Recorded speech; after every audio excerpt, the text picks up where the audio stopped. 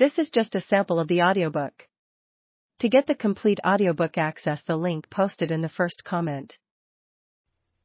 The outsider pride beaming from the Midwest's underground music culture of the 1990s is sui generis, singular in its aesthetic, the product of tiny and truly independent scenes that sprang up in small towns stretching from Ohio to Oklahoma, detached from the cultural cash and financial privilege commensurate with big cities dotting America's coasts.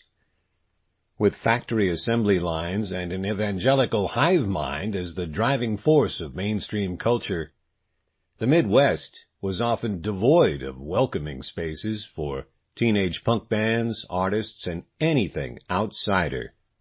As such, upstart acts from the Midwest convened after hours in church basements, park shelters, and VFW banquet halls, blazing musical trails based solely on reimagined sonic cues from cassette dubs and radio rock record collections inherited from parents.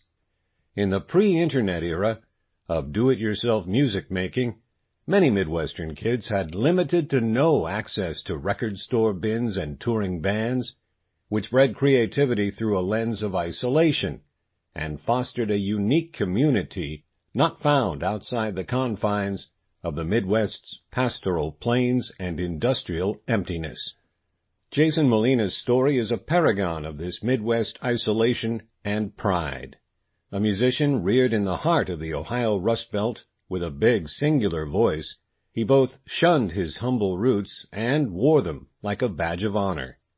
Hailing from a tiny town and holding a torch for great country and roots rock artists, much like Townes Van Zandt and Graham Parsons before him, Molina was a songwriter, acutely attuned to the beautiful and the absurd in the everyday, penning volumes of profoundly simple lyrics in his abbreviated 39-year life. His self-taught style was charmingly unpolished and non-commercial, and his record sales were commensurate with that ethos. Still, the artists, musicians, and appreciators of Molina took to him with fervor, recognizing the prodigious and prolific talent torpedoing from the young man with the old soul. Like Van Zandt and Parsons, Molina left Earth largely unheralded in the mainstream, save for his rabid fan base and scant higher-profile musician peers who covered his material after his death. He was neither fashionable nor amenable to the terms of his era, rejecting trends and corporate cash-ins, favoring instead a very singular vision centered on his unique and unwavering tenor voice, which shot out of his diminutive 5'6" frame like a rocket. As the 90s gave way to the 2000s, Molina looked increasingly to the past for inspiration. As skinny ties returned to vogue, Molina sported bolos. He flew fast from his hometown of Lorain, Ohio, but never really left. Its Great Lakes shorelines and oxidized industrial landscape lived forever in his spirit and in his songs.